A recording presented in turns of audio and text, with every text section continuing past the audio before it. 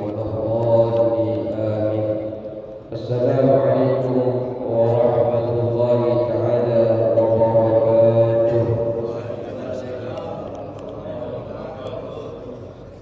بسم الله الرحمن الرحيم. الحمد لله رب العالمين، والصلاة والسلام على رسول الله محمد بن عبد الله وعلى آله وصحبه أجمعين. ربنا لا علم لنا إلا ما علمتنا إنك أنت العليم الحكيم.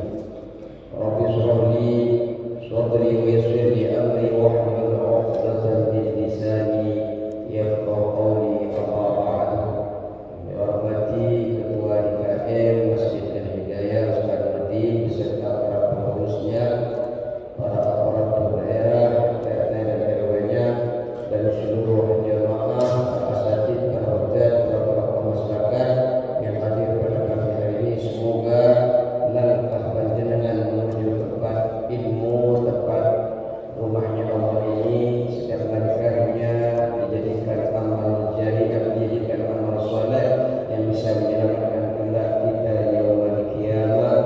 Amin ya rabbal alamin. Bismillahirrahmanirrahim.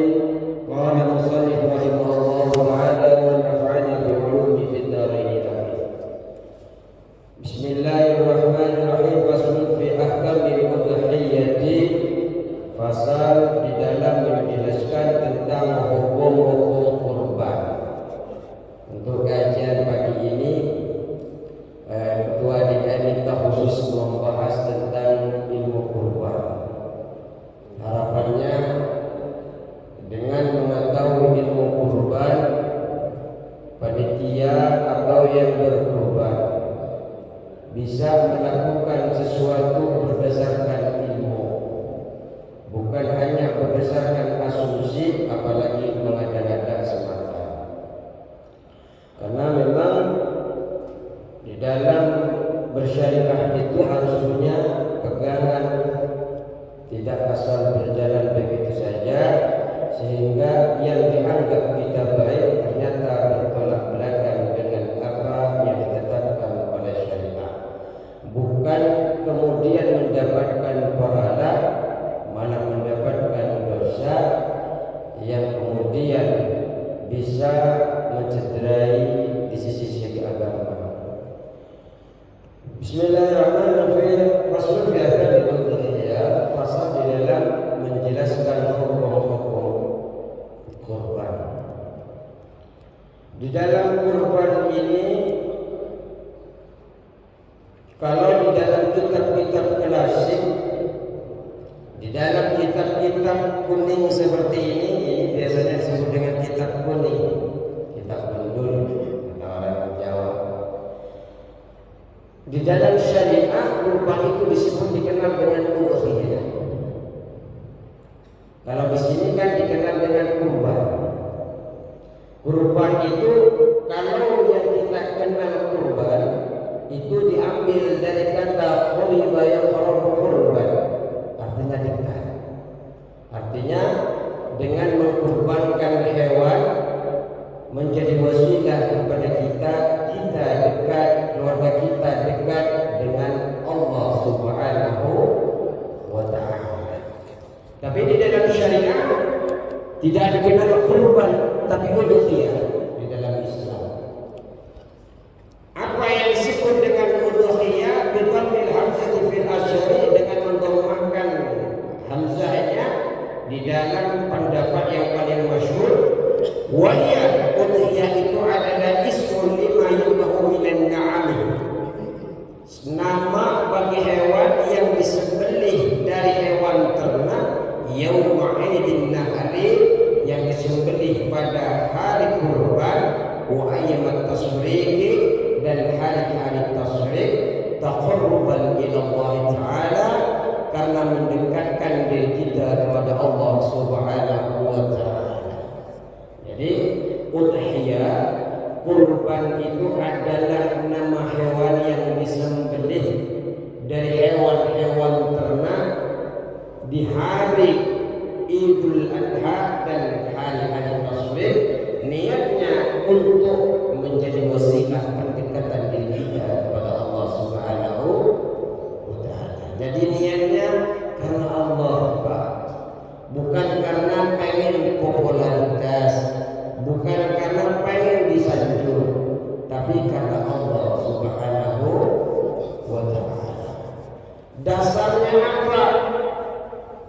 diperintahkan kurban itu, ayat Al-Quran Allah berfirman fasalli li rabbika wanhar. Fasalli, sebagian ulama menafsirkan fasalli ini adalah salat Idul Adha. Fasalli li rabbika, maka salat Idul Adha lah engkau li rabbika, kepada Tuhanmu.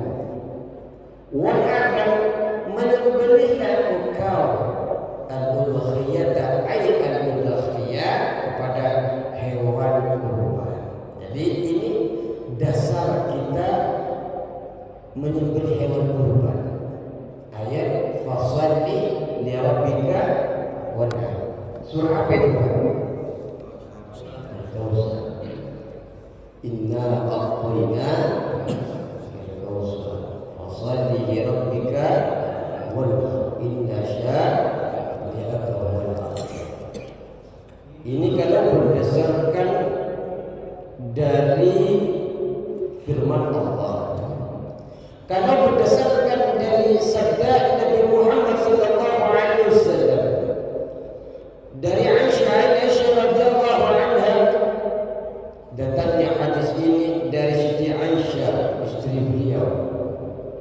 Anna Nabi sallallahu alaihi wasallam, bahwasanya Nabi Muhammad sallallahu alaihi wasallam qala, bersabda beliau, ma amila ibnu Adam, tidaklah beramal keturunan Bani Adam, yauman nahari, di hari penyembelihan, di hari Idul Adha, min amalin, dari suatu amal, ahabba ila Allah Ta'ala, amal yang lebih dicintai di sisi Allah Subhanahu wa Ta'ala, min iraqatid dami, dari menumpahkan darah hewan kurban.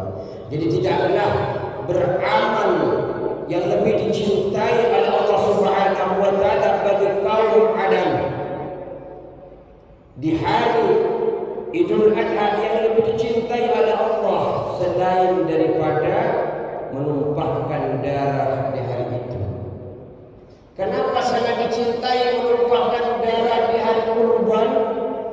Dilanjutkan sabda Nabi, innaha lata'ti yawmal qiyamah, kan hewan kurban itu nanti akan datang di hari kiamat, biquruniha, dengan tanduknya, wa adnafiha, dengan kuku-kukunya, wa inad damah, kata Rasulullah, sesungguhnya darah la yaqa'u min Allah bimakani, akan sampai, akan diterima di sisi Allah qabla ayyaqa minal ardi, sebelum darah itu netes sampai ke tanah, nyampe dulu pengorbanan itu di sisi Allah Subhanahu wa Ta'ala.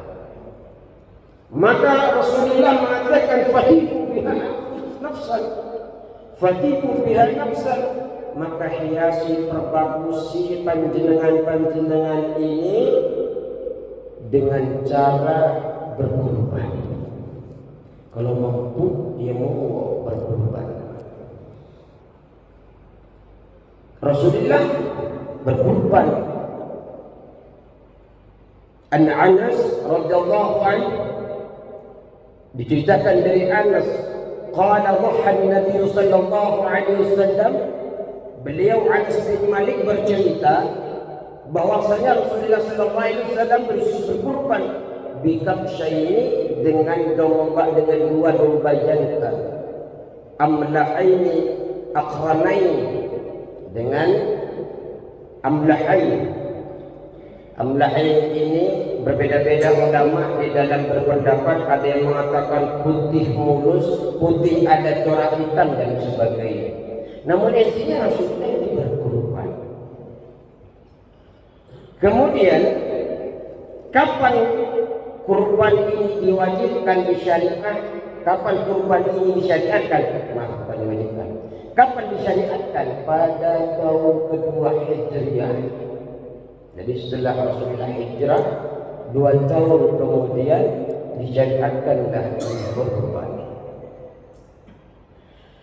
Di dalam definisi tadi bahwasanya udhiyah wal kurban ini adalah nama bagi hewan yang disembelih di hari raya kurban dan hari-hari tasyrik. Kenapa menggunakan hewan ternak di dalam definisi tadi?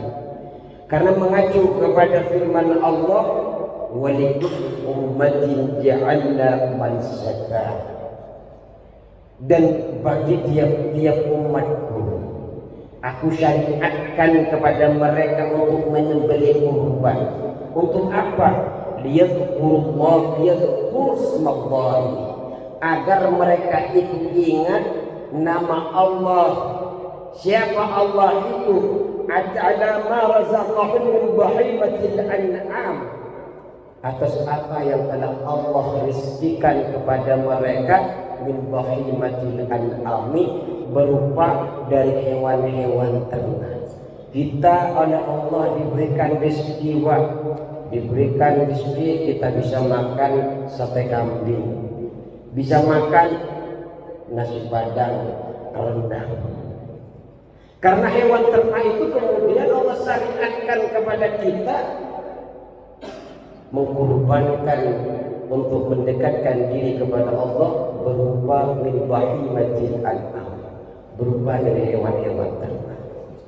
Makanya kurban itu ya berupa unta, berupa sapi, dan juga berupa kambing. Yang banyak di sini kambing apa sapi, Pak? Yang banyak sapi daripada kambing. Yang banyak sapi. Oh. Unta tidak ada.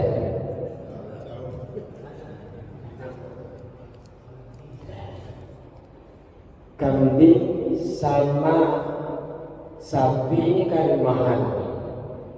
Setidaknya kalau yang kecil itu ya 19 juta atau 3 juta. Kalau kambing 2,5 juta dapat. Tapi bagi orang fakir banyak yang tidak mampu.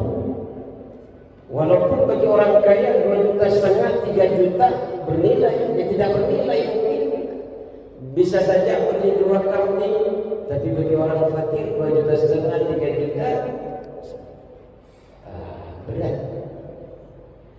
Sehingga ada yang namanya madhab Ibnu Abbas bagi orang yang tidak mampu, annahu yakfi iraqatu dami, bahwasanya kata beliau ini cukup menumpahkan darah walau min dajajin aw iwazzin, menumpahkan darah di hari kurban meskipun itu hanya seekor ayam dan juga seekor bebek. Nah, itu bagi orang fakir. Maksudnya bagi orang yang tidak mampu, bukan fakir-fakir miskin. Bagi orang yang tidak mampu untuk membeli kambing, apalagi membeli sapi, jangan sampai tidak menumpahkan darah pada hari Idul Adha.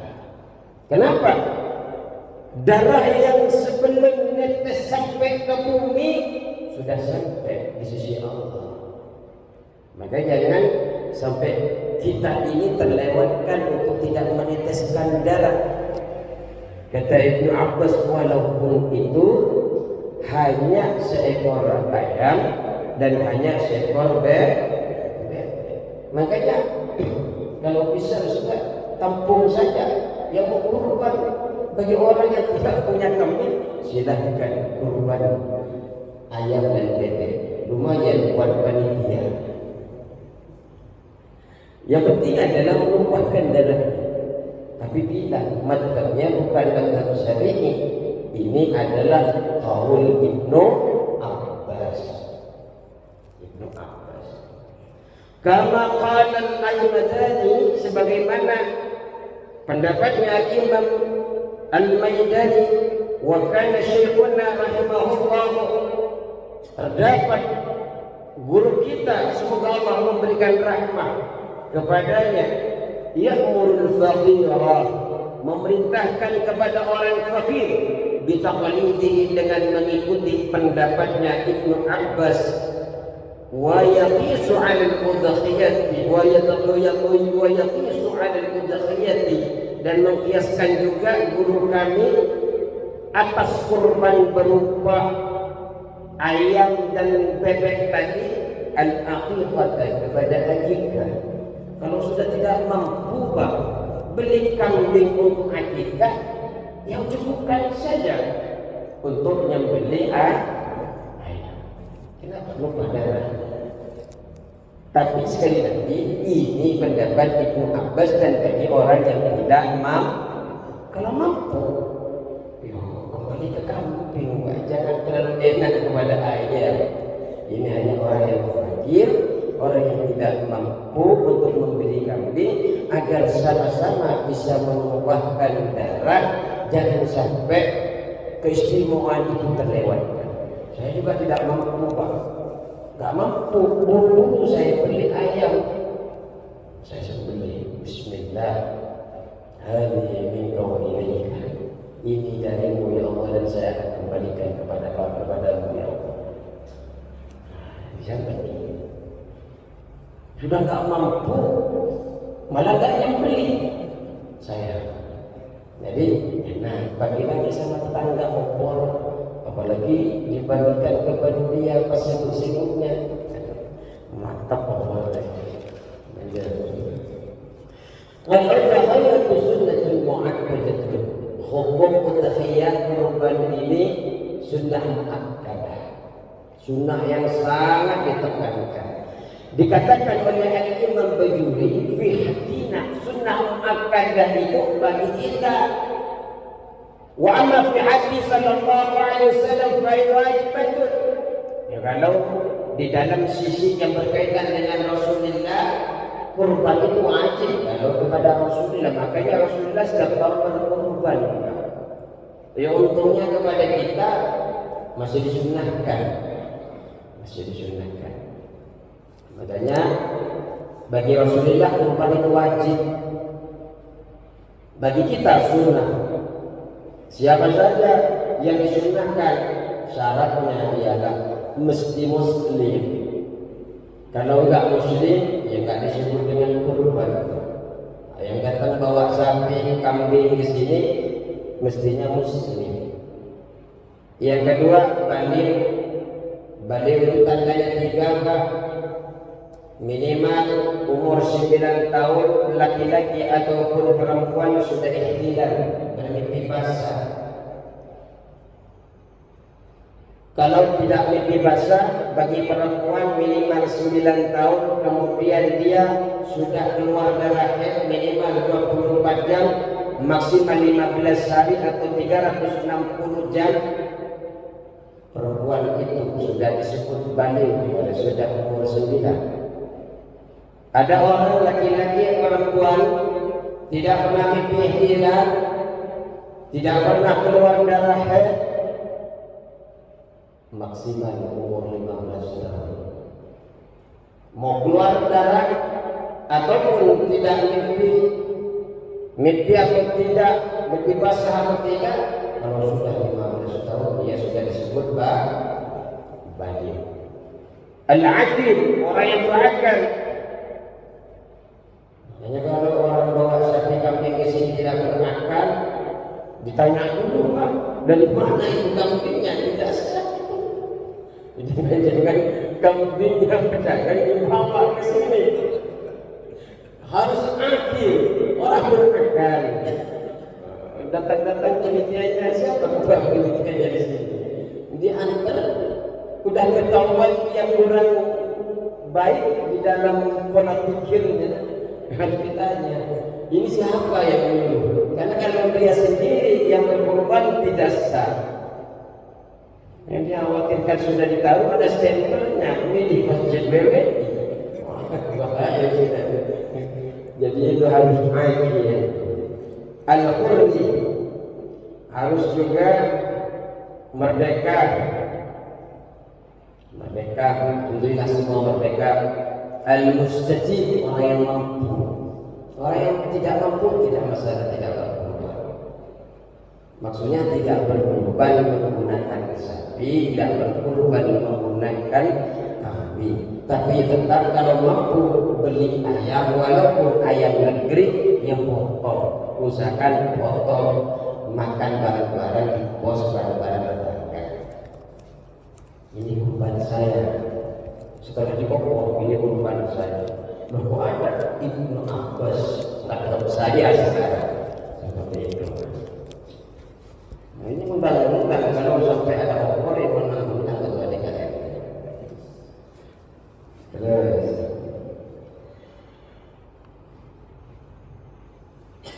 dan juga wayusannu liman yuridu tadhiyah. Disunnahkan bagi orang yang akan berkurban ini alla yuzila za'rahu wa dhafrahu fi 'ashr dzulhijjah.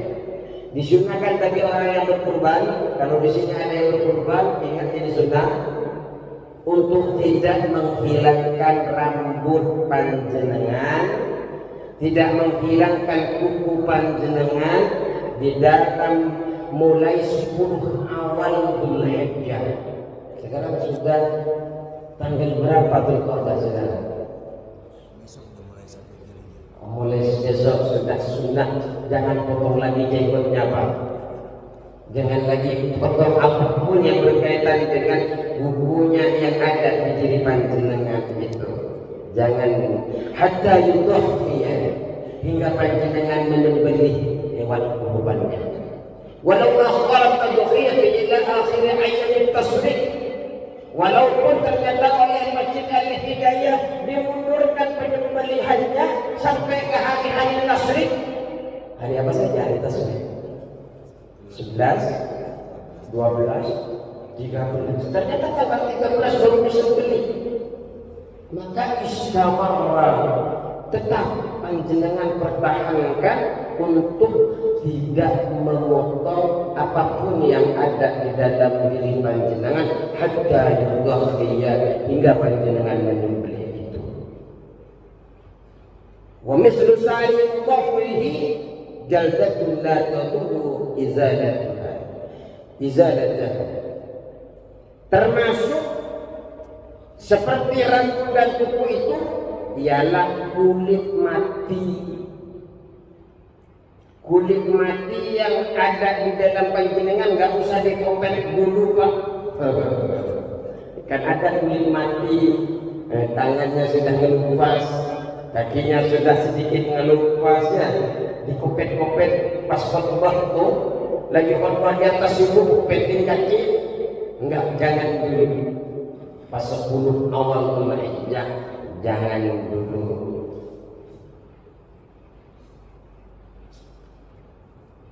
Jangan sampai menghilangkan dulu.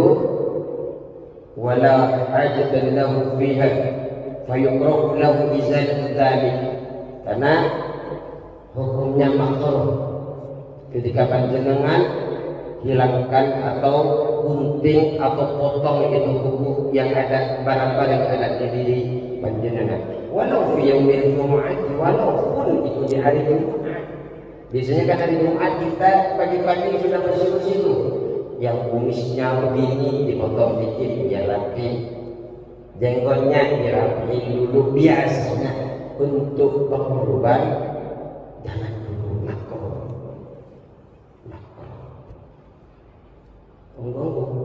Kurban Pak? Belum. Jadi mulai sekarang kurban Pak? Insya Allah Pak Ustaz, walaupun 1 ayam dan 1 bebek. Tapi jangan setelah ini kemudian mulai sekarang ayo kurban dengan ayam dan bebek. Susah nanti nyampe ke sini isinya bebek sama ayam semua. Itu bagian tidak. Kenapa? Di dalam fi khabar Muslim wal ma'na fihi shumul al-maghfirah wal 'itq min an-nar bi jami' dzalik. Karena di dalam badan diri kita ini Pak, mencakup semuanya itu akan memintakan ampunan. Di hari kiamat nanti memintakan ampunan kepada Allah. Kuku-kukunya orang-orang yang berubah ini akan demo kepada Allah. Rambutnya demo kepada Allah. Ya Allah, orang ini orang yang suka berkorban ke Masjid Al-Hidayah. Orang ini yang senantiasa mendermakan hartanya untuk takarruban kepada Engkau melalui sapi dan kambingnya, memintakan ampunan kepada Allah. Makanya jangan apapun yang di dalam kehidupan saya jangan dipotong. Dan memintakan ampunan juga, memintakan juga kepada Allah untuk ajminna, untuk pembebasan dari api neraka. Makanya jangan dipotong. Hukumnya sunnah muakkadah alal kifayah, berdasarkan kolektif. Jadi sunnahnya sunnah kolektif. Faida ata bihawaidin min ahli bait, jika seseorang dari penghuni suatu rumah mengeluarkan kurban, kafa an jami'ihim, maka mencukupkan kepada seluruh anggota rumah itu menggugurkan kesunahan kepada yang lain. Kenapa? Sudah ada perwakilan. Cuma dikatakan oleh ulama berbeda-beda di dalam pahala itu.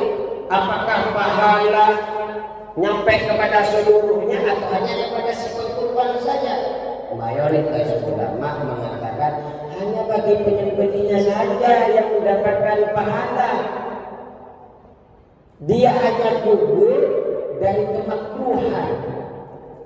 Seandainya satu keluarga, maksud satu keluarga ini adalah satu keluarga di dalam tanggungan nafkah. Kalau di dalam rumah ada 5 orang, anak 4, anak 3, istri 1, suami 1, berarti kan 5 keluarga dalam satu tanggungan.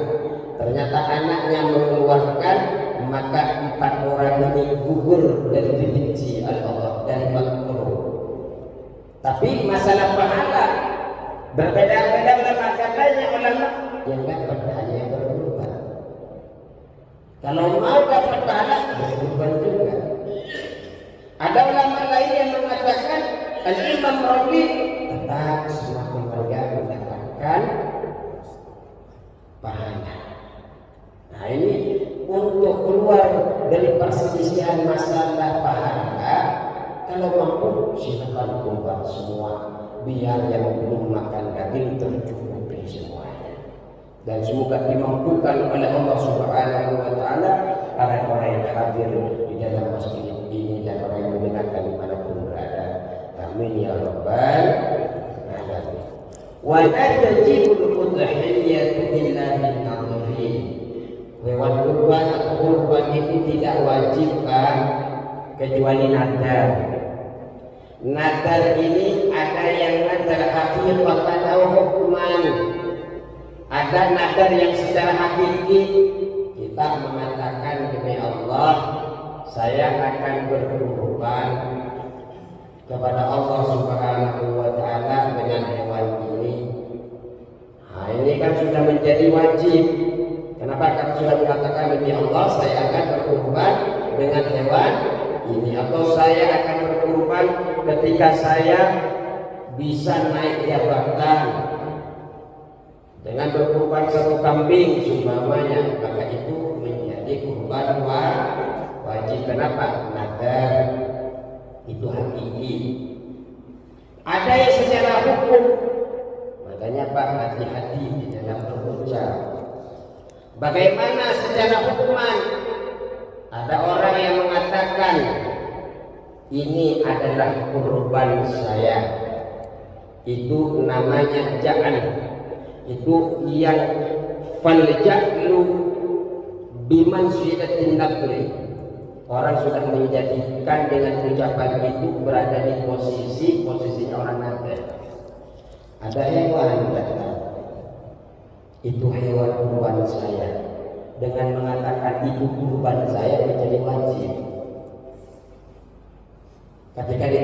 sama panitia, ini kurban saya, itu jadi wajib. Walaupun itu yang berkata adalah wa in jahila, meskipun itu orang awam, orang bodoh. Maksudnya bodoh di dalam syariat. Datang. Fama yaqum min al-awami su'alihim. Kalau yang ditanya itu orang awam, seumpamanya ditanya. Karena memang begini, kata-kata yang tadi ini adalah kurban saya, kenapa menjadi wajib? Karena kita menetapkan kurban itu. Ini kurban saya. Artinya dia sudah menetapkan ini kurban saya yang akan diberikan kepada Allah Subhanahu wa ta'ala. Sama berkata begini, tanah ini saya wakafkan. Maka pada saat itu sudah menjadi ikrar kita dengan Allah Subhanahu wa ta'ala. Maka haram hukumnya dijual. Kenapa? Karena kita sudah berikrar dengan mengatakan begitu, sudah menjadi tanah wakaf. Sama dengan kambing, ini kurban saya, itu kurban saya. Yang betul bagaimana? Dikatakan oleh ulama yang betul ini, panjenengan mengatakan ketika ditanya, saya akan menyembelih hewan ini. Makanya panjenengan panitia nanyanya jangan nanya yang menjebak. Mana hewan kurbannya yang disembelih? Mana yang akan disembelih? Karena meski itu orang awam yang berkata tetap menjadi jatuhnya wajib. Apa hukumnya bagi kurban wajib? Tidak boleh makan dagingnya sama sekali. Hanya gara-gara omongan yang tidak paham. Ini Syafi'i. Kalau Imam Malik makruh, Imam Hambali boleh. Jadi kalau Imam Syafi'i yang bermadzhab Syafi'i, jaga lisan ketika ingin berkurban, usahakan jangan mentakyin, jangan menentukan kurban. Karena menentukan itu seperti kita menentukan wakaf tadi itu. Makanya ada beberapa yang bisa kita lakukan begini. Insya Allah kalau memang harus ada kurbannya, insya Allah ini hewan yang akan saya kurbankan. Ada lafaz insya Allah itu istisna, jadi tidak menyebabkan itu wajib. Atau akan, ada kata akan, ini yang akan, ini yang saya mau kurban. Mau itu namanya wa'ad. Itu akan dan mau itu bisa membebaskan dari kewajiban. Jadi ini yang akan saya kurbankan, ini yang mau saya kurbankan, dan itu berbentuk rencana. Tapi Rasul mengatakan ini kurban saya, wajib. Kalau sudah wajib Pak, tidak boleh memakan. Wa yahrumu 'alaihim al-aklu minha, dan haram hukumnya memakan daging itu. Kemana daging itu? Semua disedekahkan. Makanya bercanda, apalagi ini kurban saya, bercanda, ini hukum. Dagingnya haram ketika kita makan. Semua harus disedekahkan. Yang paling ini sebenarnya sudah pas kewajibannya.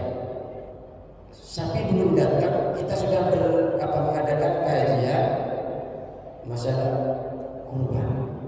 Sehingga ini termasuk membekali kepada pengkurban. Mungkin tidak datang bisa menyimak. Nanti ketika menyerahkan kepada panitia, ini hewan yang akan saya sembelih, ini hewan yang akan atau yang saya mau kurbankan. Seperti itu. Jangan mentakyin. Kalau mentakyin bisa menjadi wajib. Wa yudishu fiha al-jad'u min ad-dha'ni. Memadai di dalam berkurban itu satu jatah minat ini dari jenis domba. Apa jatah itu? Wa ma'ala qusanatun wa ta'ala fisaliyah. Jadi jatah itu adalah domba, hewan domba yang berumur 1 tahun menginjak 2 tahun. Jadi kalau panjenengan beli domba Dilihat dulu apakah umurnya sudah 1 tahun lebih. Kalau masih umur 9 bulan tidak sah untuk dikorbankan. Wasuniyah wasaniyah minal ma'zi, dan juga saniyah minal ma'zi dari kambing jenis kacang, umurnya umur sanatin wa kana fi saniyah. Umurnya kalau kambing kacang umur 2 tahun menginjak 3 tahun. Kalau domba umur berapa? Setahun menginjak 2 tahun. Kalau kambing kacang 2 tahun menuju ke 3 tahun. Wasani minal ibil dan sani wa nasani minal ibil dan sani minal ibil dari unta. Unta itu malau khamsu sinina wa ta'ana fi sadisah. Kalau unta hewan yang berumur 5 tahun, kalau jenengan lihat nanti kurban di Mekah ada di TV jenengan, minimal umurnya 5 tahun menuju kepada 6 tahun. Tapi kalau di sini kan sapi, kalau sapi wasanu minal baqari malahu sanatani wa qala fi sadisah. Umur 2 tahun menginjak 3 tahun. Jadi lihat panitia, kalau umurnya masih 1 tahun tidak siapa. Karena minimal umur 2 tahun, sapi menginjak 3 tahun. Waktu disiul badanatu an sab'ati, memadai atau mencukupi 1 ekor unta untuk 7 orang. Istarahu fi tadhiyati, mereka urunan, mereka kerjasama untuk beli 1 unta untuk 7 orang. Waktu disiul bakar kan sab'ati pula mencukupi 1 ekor sapi untuk 7 orang. Makanya kalau surga ada paksa banget Pak, 8 orang minta 1 sapi. Ustaz, pergi ke salah satu masjid, saya ada orang 8 nih yang urunan, karena kalau 7 tidak lengkap uangnya.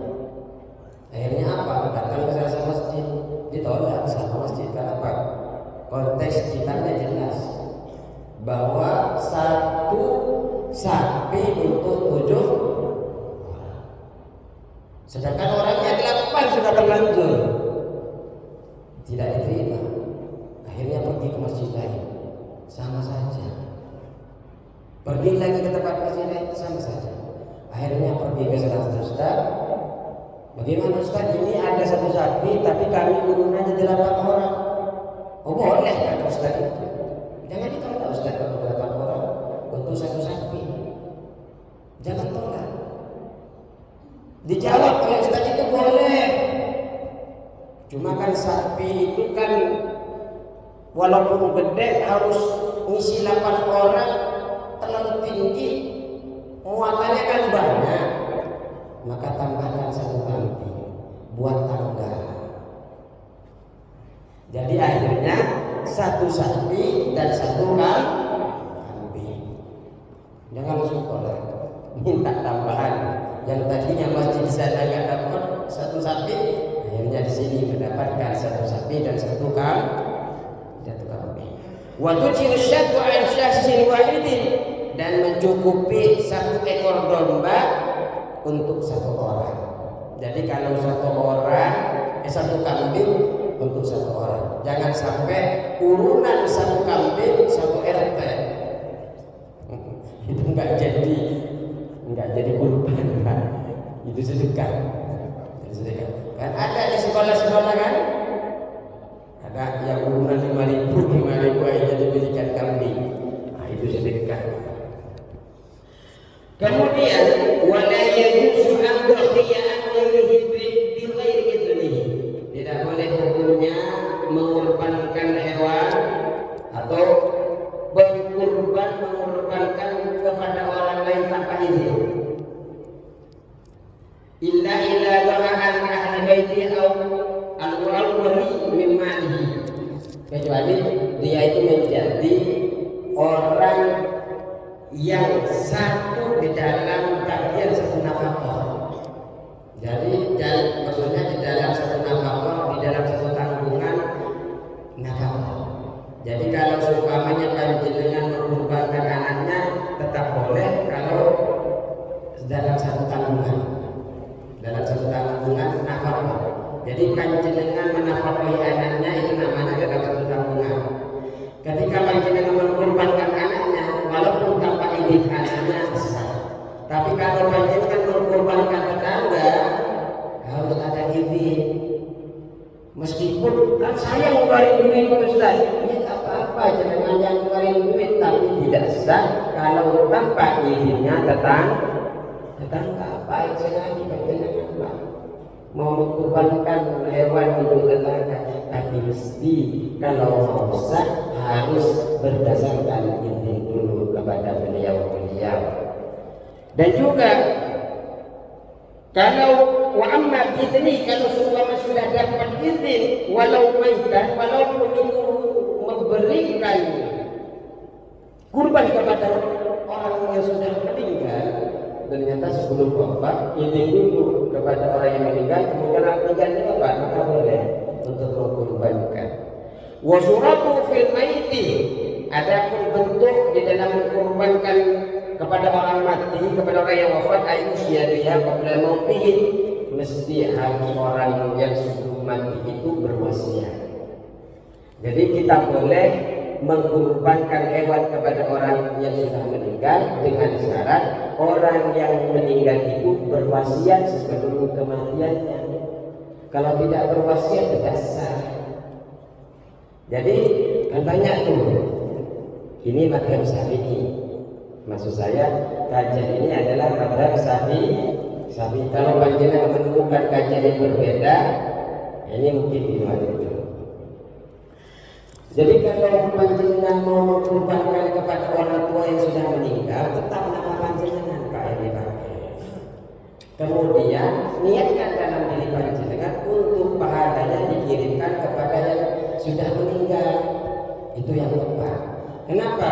Dikatakan di dalam kitab Muhammad, di dalam kitab yang lain, lau qahha al ghairi idnihi, kalau berkorban kepada selain dia, kepada orang lain, bi ghairi idnihi lam yata'anhu, tanpa izin dari orang yang dikorbankan tadi, maka tidak jadi, tidak sah. Wa amat tadhiyatu 'anil mayyit. Adapun orang yang berkorban untuk mayit, faqad adlaqa Abu Hasan al-Abdiyyu jawazaha, maka boleh bagi menurut Imam Abu Hasan al-Abdi kebolehan di dalam berkorban secara mutlak. Jadi menurut, kalau panjenengan ada orang yang maksa berkorban untuk mayit, ketika tidak diterima panjenengan seumpamanya akan berkorban di tempat lain, ambil menurut Abu Hasan yang memperbolehkan secara mutlak orang berkorban kepada orang yang sudah meninggal. Kenapa? Kata beliau, li'annaha darbun minas sadaqati, karena berkorban itu merupakan bagian dari sedekah. Di mana sedekah tasihu anil mayyit, sedangkan sedekah itu sah meskipun itu untuk orang mati. Wa tadfa'u wa tasir ilaihi bil ijma', dan itu sepakat mayoritas ulama bahwa sampai bermanfaat sedekah itu kepada orang mati. Itu menurut Abu Hasan. Tapi menurut mazhab Syafi'i mayoritas tidak sah mengatakan orang berkorban untuk yang sudah meninggal. Caranya bagaimana? Caranya tetap dia yang atas nama dia ketika dia beli, kemudian di dalam hatinya diniatkan kepada orang yang sudah wafat. Jadi kalau satu kambing untuk satu orang ini afdalu min musyarakatihi min musyarakatihi fi ba'li. Satu kambing ini sebenarnya lebih utama daripada urunan. Di dalam sapi. Menurut pandangan lebih afdalnya ini karena kambing, semakin banyak kambing yang disembelih, maka semakin banyak darah yang ditumpahkan. Contoh, panjenengan mampu beli satu sapi umpamanya, tapi mampu juga beli 7 kambing, tetap lebih utama 7 kambing. Kenapa? Karena lebih banyak darah yang akan ditumpahkan pada saat itu. Dan kambing itu sebenarnya sepakat ulama lebih utama dari sisi ini ya, dari sisi kambingnya lebih utama, karena Rasulullah dengan kambing, kemudian juga Nabi Ismail alaihissalam ketika ditukar oleh Allah di dalam pengorbanan ayahandanya Ibrahim alaihissalam, ditukar dengan apa itu? Seandainya domba sama kambing kan sama kan? Ya, maksudnya istilahnya sama kan? Jadi domba itu seandainya tidak lebih baik, seandainya tidak lebih baik dari hewan yang lain, mestinya hewan yang lebih baik akan diberikan untuk menjadi penggantinya. Maka sepakat ulama itu. Wa afdalu al-ladhiyah, kalau ditanya jenis-jenis yang paling utama di dalam fikih dikatakan ibilun, pertama itu unta yang paling bagus dipandang dari banyaknya daging, karena semakin banyak daging semakin banyak orang yang mendapatkan manfaat dari daging itu. Makanya di sini nanti apa yang paling banyak? Sapi. Pertama yang paling bagus itu, yang lebih utama adalah unta. Yang kedua summa bakarun, kemudian sapi. Yang ketiga adalah ghanam, kambing. Jadi sapi itu lebih utama, lebih afdal ketimbang kambing di sisi lebih banyak dagingnya. Tapi kalau dipandang banyak darahnya, bagi satu orang mampu satu sapi, mampu 7 kambing, 7 kambing bagi satu orang. Tapi bagi orang urunan, kalau dipandang lebih banyak dagingnya, tetap kata ulama fikih lebih utama pakai sapi, karena lebih banyak yang akan menikmati. Wa arba'un, ada 4 perkara la tujzu fi dhahaya, tidak bisa mencukupi, tidak asal di dalam berubah. Ini penelitian nanti. Pertama, fitqa ahadwa al-awqu al-bayyin, sapi yang buta sebelah matanya, picek. Kemudian piceknya ini betul kan picek kan? Kalau buta sebelahnya ini jelas Pak. Abbahi wa awalha, kebutaan sebelahnya ini jelas. Wa ibadiyat al-hadaqatu fil asahih, meskipun biji matanya masih ada, tapi picek jelas, piceknya tidak sah. Ini yang pertama. Yang kedua adalah usahanya al-awzar al-bayyin araduha, sapi yang pincangnya jelas, kelihatan bahwa itu jalannya pincang, tidak sah dibuat korban. Walau kana usulul azim, meskipun terjadinya pincang tadi disebabkan laha inda ijjaiha bikadhiyati, karena ingin merobohkan. Makanya nanti yang merobohkannya ahli saja Pak. Kalau enggak ahli jangan ikut-ikutan. Yang khawatir dengan kena tendang, ya setelah kena tendang sapinya malah patah.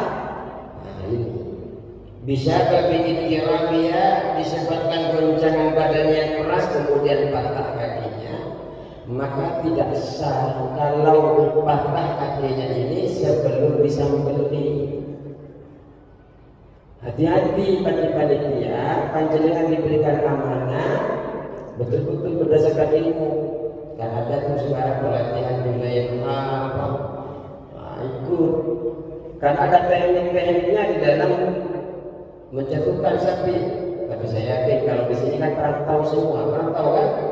Dulu di kampung mesti sudah hewan ternak, sudah pengalaman sekali untuk menundukkan hewan ternak bagaimana tanpa dipegang tidur. Nah, itu yang ahli saja.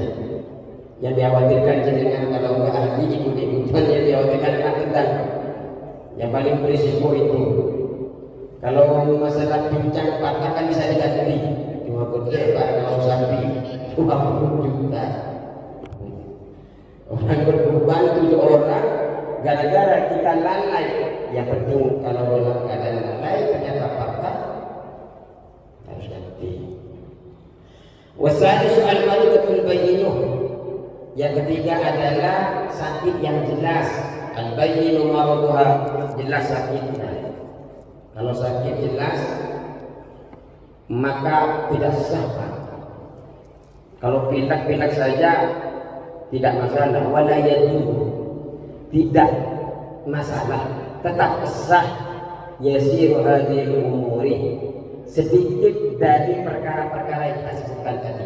Sumpamanya matanya ada masalah, tapi cuma bedanya apa, hanya sedikit begitu, maksudnya tidak sampai buta, tetap sah.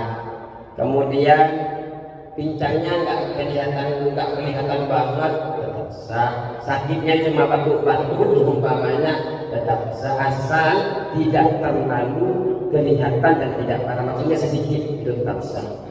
Warabi'u, dan yang keempat al-ajra'u. Yang keempat adalah hewan yang kurus.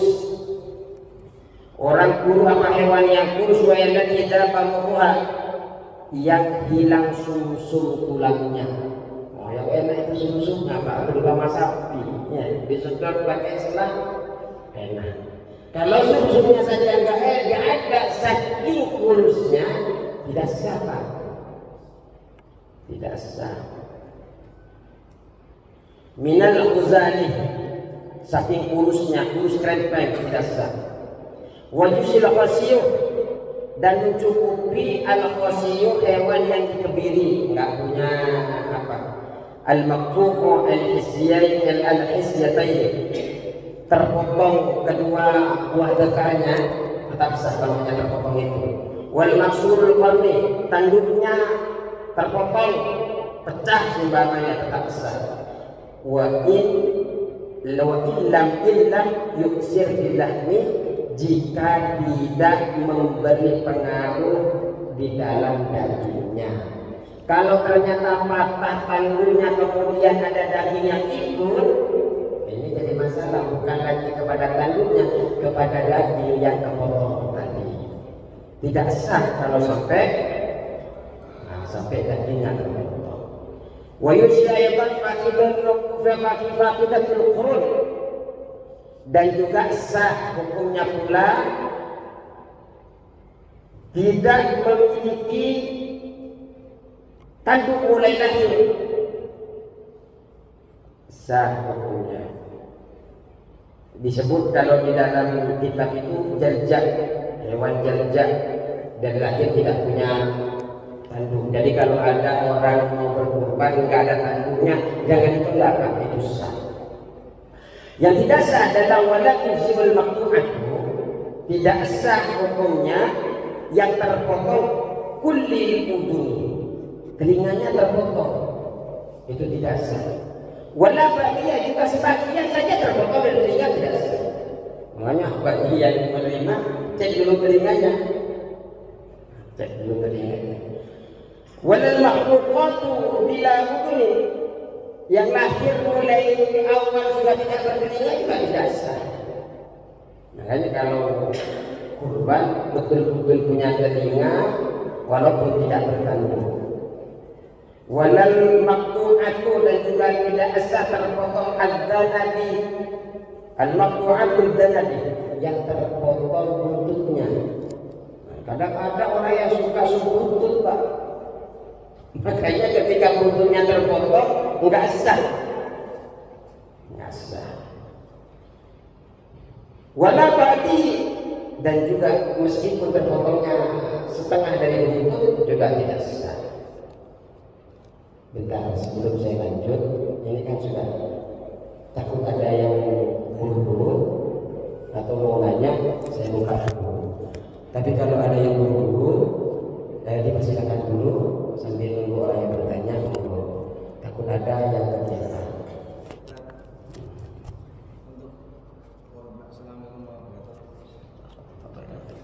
Untuk berkorban secara pribadi sama akad itu Ya. Jadi kalau dilihat kajian fikih antara sisi kurban dan akikah tetap lebih utama kalau di hari kurban tetap kurban dulu karena 1 tahun sekali di dalam kurban. Sedangkan akikah kapan saja sampai umur dia dewasa. Kalau sudah dewasa umur 15 tahun atau balik dia bisa mengkurbankan dirinya. Jadi kalau ditanya pas hari kurban lebih baik yang mana? Lebih baik kurban. Tapi kalau hari yang lain lebih baik akikah karena hari kurban itu hanya terfokus kepada 10, 11, 12 dan 13. Kalau ada pertanyaan begini, ini nambahin itu. Kalau seumpamanya ada 7 orang berkurban, tapi niatnya berbeda-beda. Dalam 7 itu ada yang niat kurban, ada yang niat sedekah, ada yang niat itu, tetap sah. Menurut ulama tetap sah, meskipun niatnya berbeda-beda. Ada lagi? Tidak ada, maksudnya ini kayaknya kan panjang ini. Kalau yang buru-buru nggak apa-apa dipersilakannya.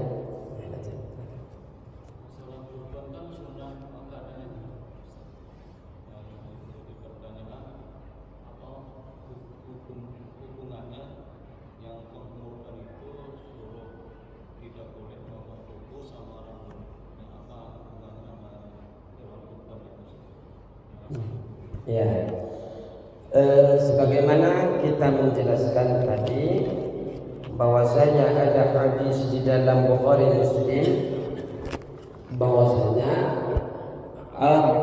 apapun yang ada di dalam diri kita itu nanti akan memintakan ampunan kepada Allah Subhanahu wa taala dan memintakan kepada kita untuk terbebasnya dari api neraka. Jadi karena menjadi saksi kukunya, rambut kita, kaki kita, semua yang ada di dalam diri kita ini akan menjadi saksi. Mulai dari 10 Dzulhijjah, dari tanggal 1 Dzulhijjah sudah besok atau sudah masuk, itu sudah akan menjadi saksi nanti. Makanya kan saya orang atau apapun benda yang akan menjadi saksi kepada kita kelak di akhirat, ternyata kita potong, kan kurang yang akan bela kita nanti, Pak. Maka dimakruhkan. Ya monggo, kalau panjenengan punya hajat pengen ketemu presiden, kalau kukunya panjang kurang sopan, enggak apa-apa, berarti kan punya hajat. Kalau tidak punya hajat, hukumnya makruh. Ada lagi? Assalamualaikum warahmatullahi Assalamualaikum. Mau nanya Pak, batas pemotongan hewan kurban itu berapa hari? Ya. Saya bacakan kitabnya langsungnya karena belum saya bacakan. Karena beliau bertanya tentang berapa hari, biar saya langsung baca. Dan kebetulan nyampe kepada yang akan saya baca. Wa yadkhulu waqtu dzabhi, dan masuk waktu pengorban itu lil udhiyah untuk berkorban min waqti sholatil Id, mulai dari waktu sholat Id. Idul Nahri yaitu hari Idul Adha. Wa ibaratu Rawdhah wa asli dalam kitab Rawdhah dan kitab asli daripada kitab Rawdhah, yadkhulu tadkhil idza tala'at syamsu yauman nahri.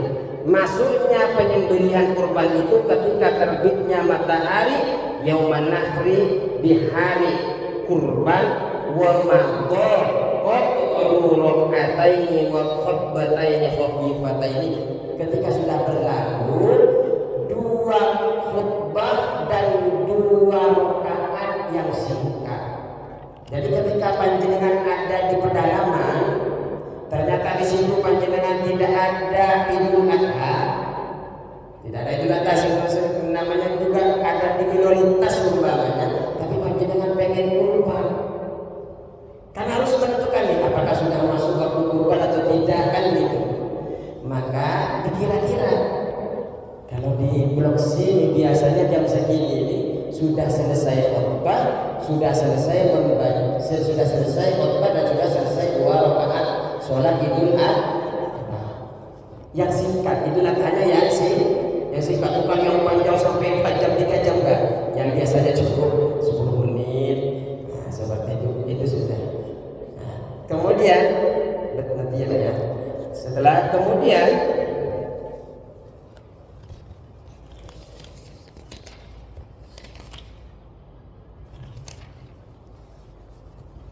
wa yastamiru wa tutabi ila ghurub asy-syamsi min al-akhir ayyam at-tashriq. Kemudian terus berlanjut waktu untuk menyembelih itu sampai kepada terbenamnya matahari di akhir hari tasyrik. Kapan hari tasyrik ini? Wa hiya as-salasatul muttasilatu bi ashri dzulhijjah. Jadi hari tasyrik itu 3 hari setelah tanggal 10 Dzulhijjah. 11, 12, 13. Dan kita disunahkan menyembelih di siang hari, di malam hari boleh, cuma makruh hukumnya.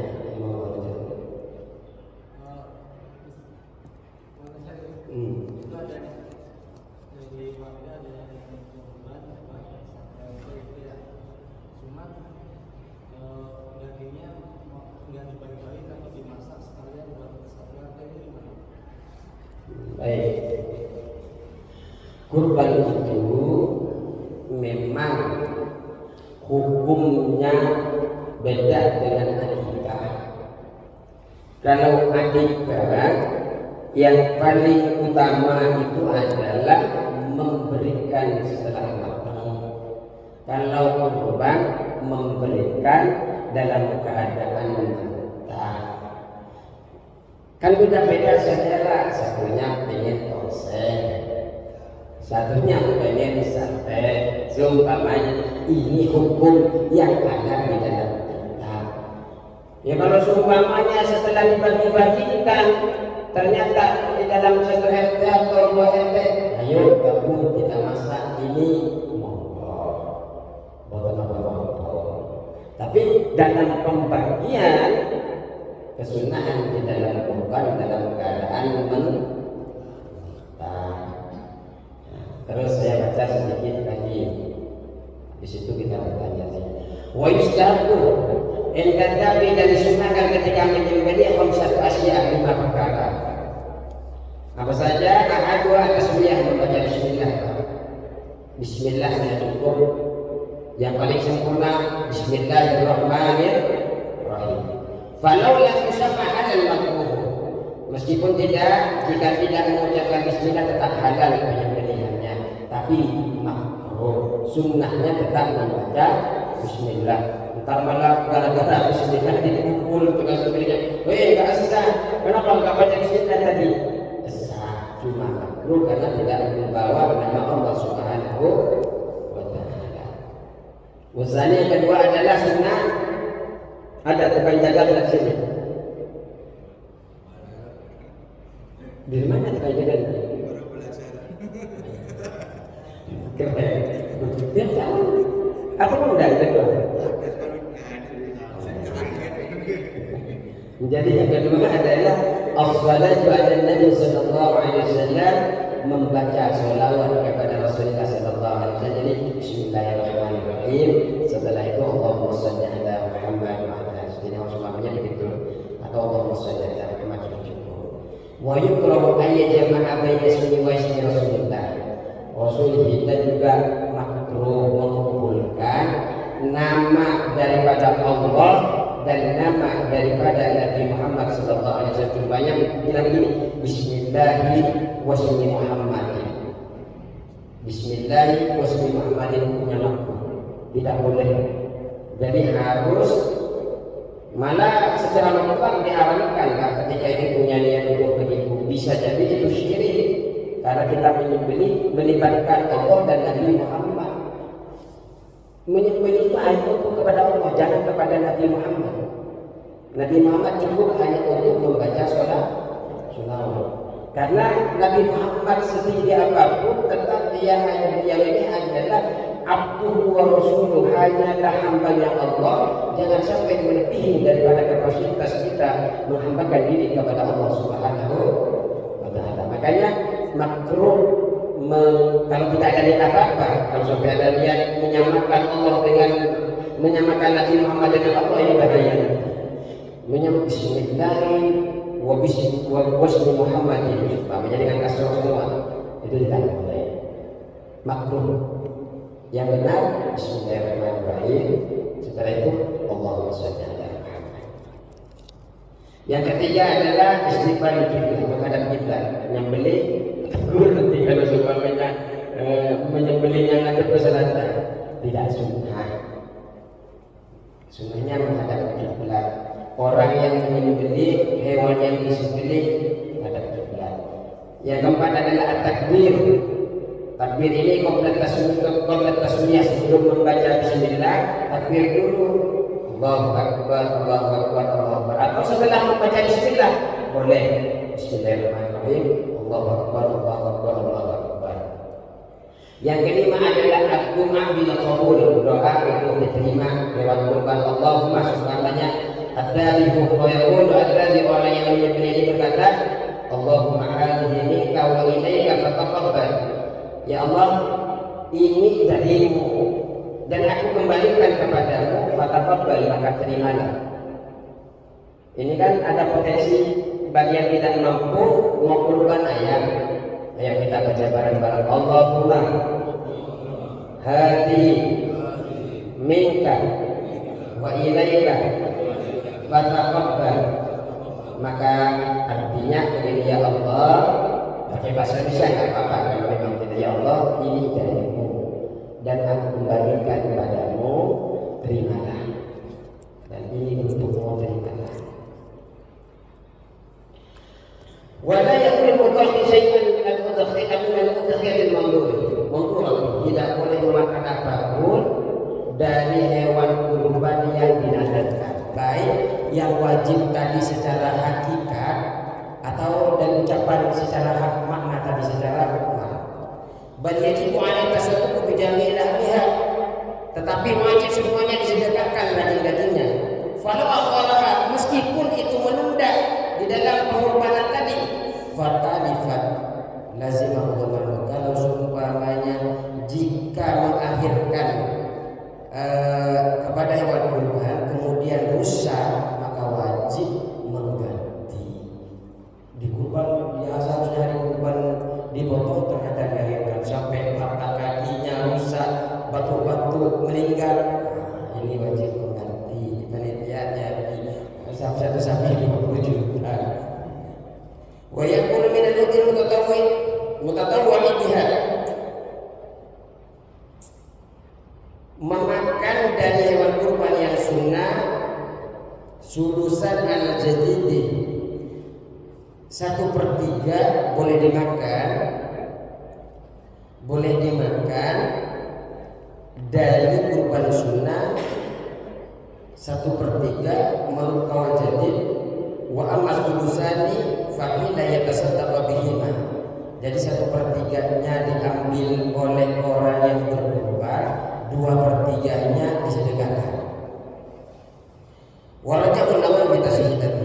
Dan juga di dalam pandangan berbeda, Al-Imam Nawawi mengatakan 1/3 untuk si berkurban, 1/3 untuk si kaya tetangga kanan kiri, 1/3 untuk orang fakir dan miskin. Jadi yang benar itu memang dibagi menjadi 3. Ini buat si kurban, ini buat si fakir miskin, ini buat umum. Kalau masjid-masjid yang lain simpelnya diambil dulu buat si kurban, akhirnya yang lain dicacat-cacat, ada yang 0,8, ada yang 0,6, kan begitu. Biasanya kan kalau sampai sepinya banyak, untuk membedakan 1/3 kan kesusahan. Kemudian wala yabiqu ayyahrum 'ala al-mudhakhi bayu syai'in min al-udhiyati. Haram hukumnya menjual sesuatu apapun dari hewan kurban.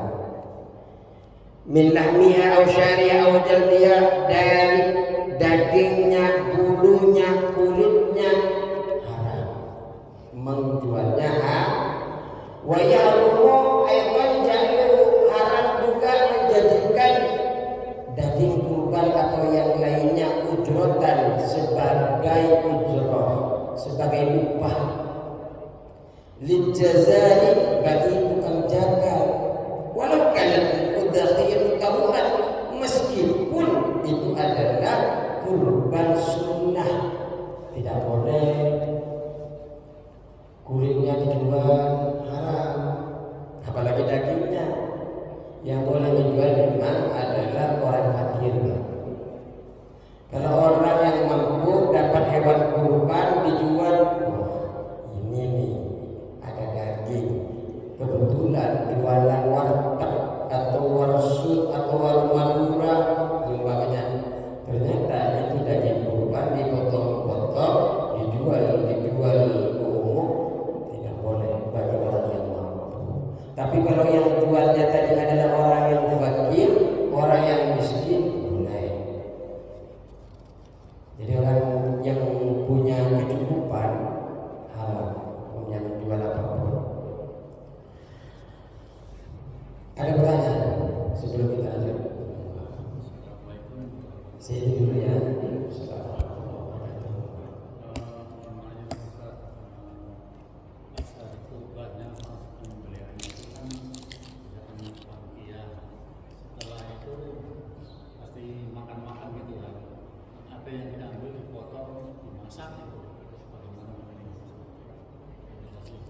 Assalamualaikum warahmatullahi wabarakatuh. Begini. Jadi hampir beberapa masjid menggunakan metode itu. Yang paling betul adalah kalau bisa semua kebutuhan itu ngambil dari uang administrasi kan ada. Tapi kalau memang tidak mencukupi, minta izin kepada pengkorbannya. Izin untuk ngambil bagian dia untuk dijadikan makan panitia. Bukan lagi mengambil daging kurban, tapi mengambil bagian kurban atau minta izin dagingnya beliau yang dikurbankan untuk dimasak. Di situ sudah menjadikan kebolehan. Karena bagi orang kurban itu boleh membagikan sebagian kurbannya dan memakan sebagian yang lain boleh. Tadi 1/3 itu adalah solusi yang diberikan fikih agar berlaku adil di dalam pembagian itu. Tapi kalau seumpamanya dibalik, satu sampilnya dikasih kepada orang, sisanya dimakan sendiri boleh. Tapi yang dapat pahala itu cuma yang disedekahkan itu, pengkurbannya tetap kurban karena tetap atas nama Allah Subhanahu wa taala. Tapi pahala yang disedekahkan itu yang cukup seperti itu, yang disedekahkan. Maka ketika mau mengambil bagian itu, usahakan panitia atau ketua DKM izin kepada pengkorbannya bahwa akan mengambil bagian daging untuk dijadikan masak bersama-sama. Seperti itu. Kalau tidak mengambil izin, kalau tidak izin baik, kalau tidak berat, tidak ridho, ini akan menjadi masalah. Nah, ada lagi? Kalau tidak ada kita lanjut sedikit saja. Yang tadi Ustaz bicarakan masalah darahnya itu kan, sebelum dia netes ke bumi, dosa kita akan diampuni ya kan? Darahnya sebelum netes ke bumi sudah sampai dulu pengorbanan kita ke sisi Allah Subhanahu wa taala. Untuk sapi atau untuk kambing juga untuk semua pengorbanannya. Untuk walaupun itu sapi kolektif tetap itu. Tetap. Karena nanti yang akan dihitung itu tetap penjatuhan darahnya mewakili tetap semua seluruhnya. Kemudian meskipun ayam tadi tetap bebas, cuma ya sampai ke akhirat jangan sampai ngerundel kok yang sapi lebih gede punya saya. Jangan ngerundel karena kita hanya seekor ayam. Akan berbeda seekor ayam dengan kurban dengan seekor kambing atau sapi. Itu yang kurban seekor sapi kok gede pahalanya ya Allah. Kok saya kecil. Jangan berundel ya mampunya segitu. Jadi tetap nanti pahala darah bukan kemudian darah datang ke sana tidak. Pahala yang menjatuhkan darah sebelum jatuh netes tanah, netes sampai saking cepatnya amalan ini sampai kepada Allah. Darah belum nyampe, sudah nyampe duluan di sisi Allah Subhanahu wa ta'ala. Wa yut'imu hatman, dan memberi makan secara wajib minal udhiyatil mutatawwi, dari kurban yang sunnah biha dengan kurban tadi al-fuqara wal masakin. Berikanlah makan secara wajib, memberikan ini secara wajib kepada fakir dan miskin. Wal afdal, utamanya atas satu kebijamiha. Jadi utamanya memberikan semua, Pak. Kalau jenengan niat kurban ya niat kurban saja, tapi niat kurban kok hanya dikasih kepalanya kepada orang, ya ini jadi masalah. Utamanya yang namanya kurban, ya kita ingin kurban kepada Allah, semuanya akan diberikan pahalanya melalui sedekah itu. Utamanya sedekah itu diberikan seluruhnya. Al-lukmatan al-lukman yatabarrukul mudhahi bi'akliha. Satu suapan atau beberapa suapan itu hanya untuk mengambil keberkahan, tabarruk saja. Itu yang diajarkan oleh Rasulullah SAW. Jadi yang betul itu panjenengan hanya ngambil untuk sesuapan, untuk tabarruk, sisanya untuk dikurbankan. Karena niatnya untuk kurban, buat makan-makan kayak itu. Niat kan itu secara total, Pak. Semua bagikan. Saya hanya ngambil untuk saya satu suapan untuk tabarrukan.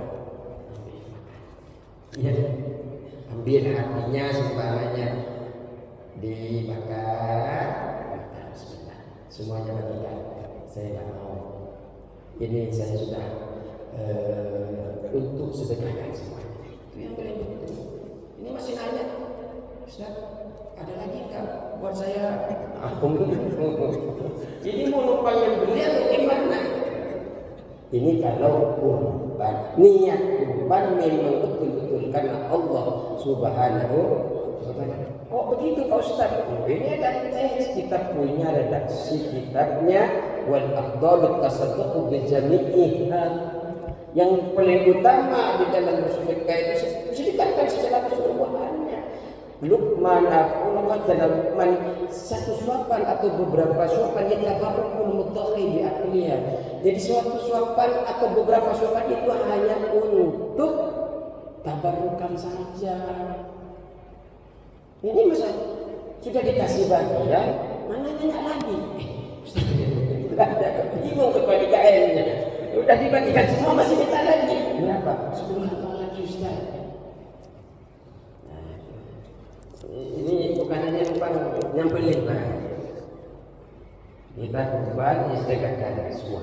Fa innahu yusannu lahu dzalika, maka sesungguhnya disunnahkan bagi orang yang berkurban ini untuk tabarrukan tadi. Weda akan al-baqdah, ketika seseorang yang berkurban ini memakan sebagian wa tasaddaqa bil baqi, dan membagikan selainnya, sisanya asal dalam sawab at-tadhiyati bil jami'i wa tasaddaqa bil baqi. Jadi tetap pahala berkurbannya itu dapat 1 ekor dengan penuh pahalanya. Tapi pahala sedekahnya hanya sebagian saja. Kenapa? Sebagian dimakan, sebagian disedekahkan. Kalau pengen dapat sedekah semua, disedekahkan semua. Kurban kan itu tetap, kurban itu tetap pahala kurbannya. Ini kan ada pahala kurban dan ada pahala sedekah. Makanya ayam yang dikurbankan kita nanti bagi orang yang tidak mampu berkurban kambing. Iya, kalau kita makan opor sendirian, berarti hanya dapat pahala kurban tapi tidak dapat pahala sedekah. Kalau mau dapat sedekah, seumpamanya 5 ayam, bawa ke pos, ayo kumpul semua, taruh depan rumahnya, ayo makan. Itu. Cukup sekian. Ada pertanyaan sebelum saya tutup? Tidak ada ya? Oh, saya ada. Menjual bagian dari hewan kurban itu tadi kan, maaf nih, kadang yang menjadi masalah kulit itu ya, ketika pas menumpuk itu bingung, kadang bingung gimana yang kulit itu lebih baiknya bagaimana? Sebenarnya yang tidak boleh menjual itu bagi orang yang mampu. Bagi orang yang fakir, kalau itu bisa berbentuk uang, boleh dibagikan kepada orang fakir ini. Sama orang fakir dijual nanti jadikan uang, boleh. Yang nggak boleh kita nerima kulit, nanti kita jual. Padahal kita dalam posisi bukan fakir atau miskin, itu tidak boleh. Tapi kalau dibagikan dia sudah jelas-jelas tiap harinya kekurangan, bagikan silakan, monggo. Terserah panjenengan mau diapain saja, mau dimasak jadi kerupuk kulit monggo, mau dijual monggo, asal orang fakir. Seperti itu. Sudah? Kita lanjutkan. Kalau ada pertanyaan yang malu di sini bisa di belakang sana nanti sambil nemenin ketua DKM. Allahumma waffiq ila aqwamit thoriq. Wassalamualaikum